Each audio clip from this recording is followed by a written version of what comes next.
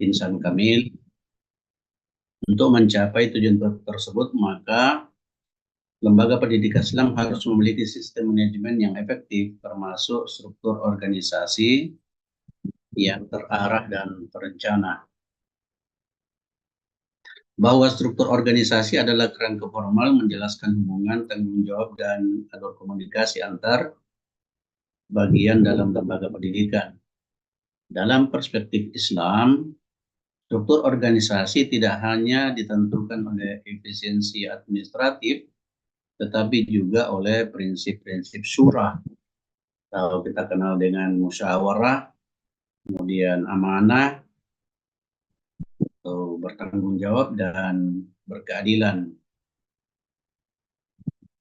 Kita bisa lihat beberapa ayat di dalam Al-Quran. Yang pertama surah Asy-Syura ayat 38. Kemudian yang diseru disitulah supaya orang-orang menerima atau mematuhi seruan Tuhan dan mendirikan sholat. Sedangkan urusan mereka diputuskan dengan musyawarah antar mereka.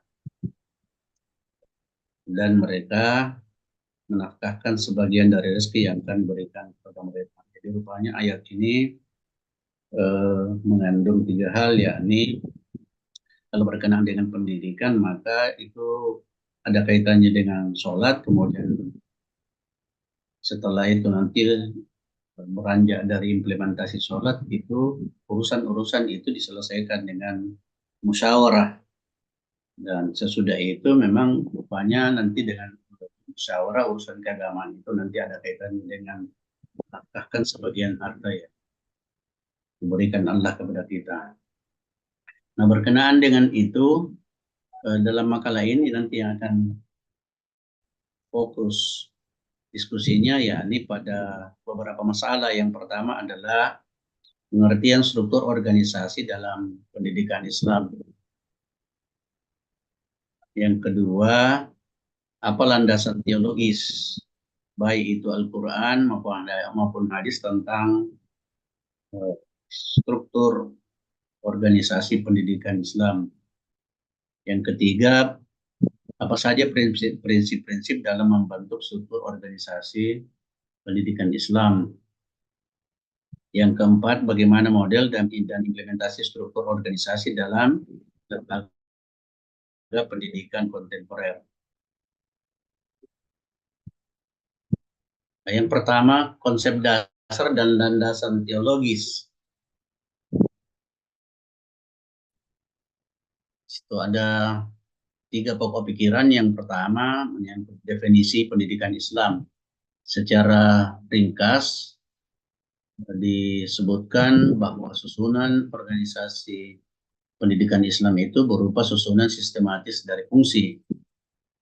Kemudian berkenaan dengan jabatan, berkenaan dengan tanggung jawab yang diarahkan untuk mencapai tujuan tarbiyah Islamiyah, di mana harus mencerminkan nilai tauhid, amanah, syurah, dan keadilan. Tadi sudah dikemukakan bahwa landasan Al-Quran ini menjadi landasan teologisnya. Pada surah Al-Baqarah ayat 30, penekanannya adalah kalau menyangkut manajemen atau kepemimpinan lembaga pendidikan, maka itu dikaitkan dengan fungsi kekhalifahan, di mana di dalam fungsi kekhalifahan itu implementasinya diyakini sebagai sebuah amanah. Ya, amanah itu harus ditugaskan, dan karena itu pula ini berkaitan dengan surah An-Nisa ayat 54, yakni amanat itu harus ditunaikan, harus disampaikan dan ditunaikan atau dilaksanakan dengan adil. Nah, selain ayat Al-Quran tadi, ada hadis Rasulullah yang bisa kita introdusir juga, yakni berkenaan dengan profesionalitas dalam menjalankan tugas atau amanah. Ini apabila suatu urusan diserahkan kepada yang bukan ahlinya, maka tunggulah kehancurannya. Hadis riwayat Bukhari. Jadi pengelolaan lembaga pendidikan kaitannya dengan manajemen, maka harus dilaksanakan atau diberikan kepada orang-orang yang kompeten, sehingga dengan kompetensi itu bisa dikelola secara profesional. Berikutnya, prinsip-prinsip struktur organisasi pendidikan Islam. Tadi sudah dikemukakan, yang pertama adalah tauhid, bahwa setiap aktivitas organisasi adalah diyakini sebagai bentuk implementasi dari ibadah kepada Allah Subhanahu wa taala.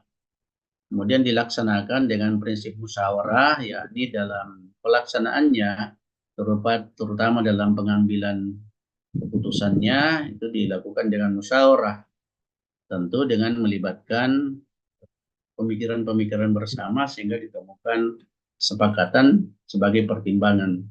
Kemudian yang ketiga, dilaksanakan dengan penuh kesadaran sebagai amanah dan tanggung jawab, bahwa setiap individu yang terlibat diberi amanah dalam penyelenggaraan pendidikan itu, maka harus bertanggung jawab sesuai dengan tugas yang diberikan kepadanya berdasarkan job description. Yang keempat, keadilan, yakni mendistribusikan wewenang, tugas dan tanggung jawab itu secara proporsional. Mungkin selanjutnya bisa dilanjutkan oleh Saudara Durrahmat, kalau sudah ada di room.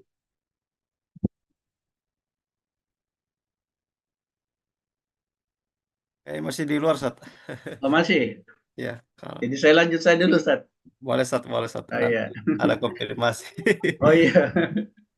Sambil saya hubungi dulu beliau. Ya, mungkin juga tadi karena masih di jalan. Baik, lanjut. Bahwa prinsip-prinsip organisasi pendidikan Islam, yang pertama adalah berprinsip pada profesionalitas atau profesionalisme. Jadi pelaksanaan tugas secara maksimal dan berkualitas. Kemudian punya prinsip ukhuwah sehingga bisa dilakukan secara bersinergi, yakni kolaborasi dalam semangat persaudaraan Islam. Kemudian model organisasi diantaranya ada beberapa,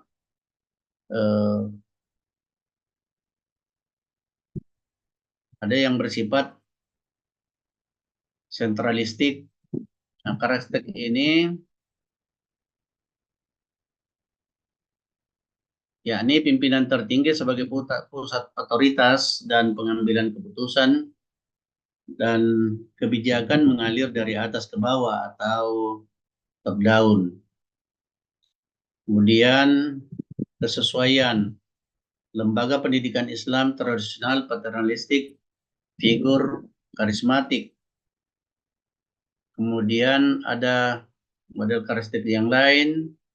Contoh ini adalah bisa dilihat pada bentuk pelaksanaan pada umumnya pondok pesantren, terutama pondok pesantren Salafiyah.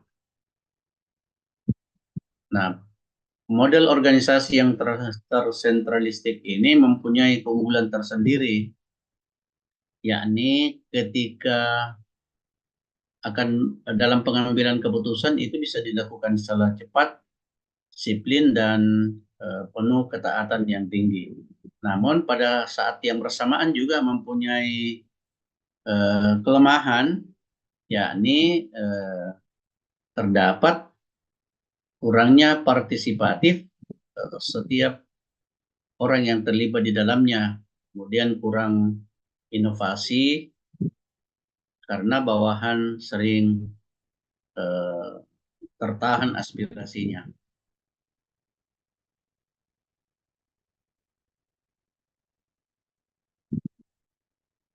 Selain itu, ada model organisasi lembaga pendidikan Islam yang lain yang merupakan kebalikan yang sentralistik tadi, yakni bentuknya desentralistik atau partisipatif, mempunyai karakteristik bahwa job description atau pembagian tugas dan kewenangan dilakukan ke setiap unit kerja, sehingga keputusannya secara kolektif melalui musyawarah. Kemudian hal ini sejalan dengan prinsip surah, sebagaimana yang tadi disebutkan surah Asy-Syura ayat 38. Nah, contoh lembaga yang desentralistik ini adalah seperti misalnya sekarang perguruan tinggi Islam, ya, Universitas Islam Negeri dan beberapa sekolah Islam terpadu. Nah, model desentralistik ini mempunyai keunggulan tersendiri, yakni mendorong tumbuhnya kolaborasi, sehingga bisa meningkatkan atau memicu adanya kesadaran bersama untuk meningkatkan rasa tanggung jawab sesuai dengan prinsip musyawarah yang dianutnya. Namun pada saat yang bersamaan pula mempunyai kelemahan, yakni terutama dalam proses pengambilan keputusannya bisa lebih lama karena bersifat prosedural, kemudian di dalamnya akan ditemui itu dan itu tidak apa namanya kadang tidak bisa dihindari adanya potensi keragaman pandangan bahkan menjadi perbedaan pendapat. Kemudian yang ketiga, yakni model yang dikenal dengan fungsional dan matriks. Karakteristik yang fungsional ini dibagi berdasarkan fungsi kerja utama atau spesialisasi. Jadi ada fokus berdasarkan pembagian-pembagian kerja, fokus pada efisiensi dan profesionalitas. Kemudian karakteristik yang kedua menggabungkan fungsi permanen dengan proyek temporer. Contoh lembaga ini adalah seperti yang diterapkan pada beberapa madrasah aliyah, pondok pesantren, terutama pondok modern Gontor, kemudian Universitas Islam Internasional Indonesia, kemudian Madrasah Aliyah Negeri Insan Cita. Karakteristik yang model fungsional ini mempunyai keunggulan, yakni pembagian kerja yang jelas. Kemudian juga profesionalisme yang tinggi, adaptif terhadap program yang baru, sehingga menyebabkan terjadinya peningkatan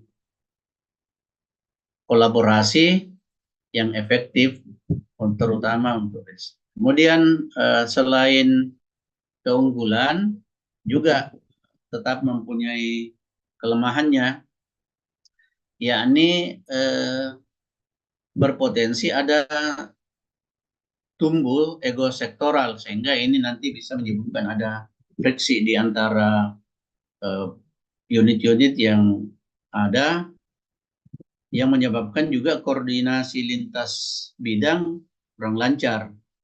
Kemudian koordinasinya terlalu kompleks, sehingga ini tadi berpotensi ada konflik peran, bisa ada tumbang tindih peran masing-masing dan menyebabkan nanti bisa terjadi dualisme garis komando.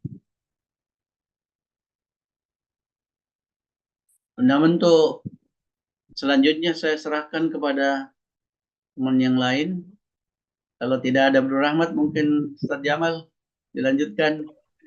Baik. Baik, Ustaz. Saya telepon tapi tidak diangkat. Mungkin di jalan. Mungkin di jalan kita tadi karena. Oh iya.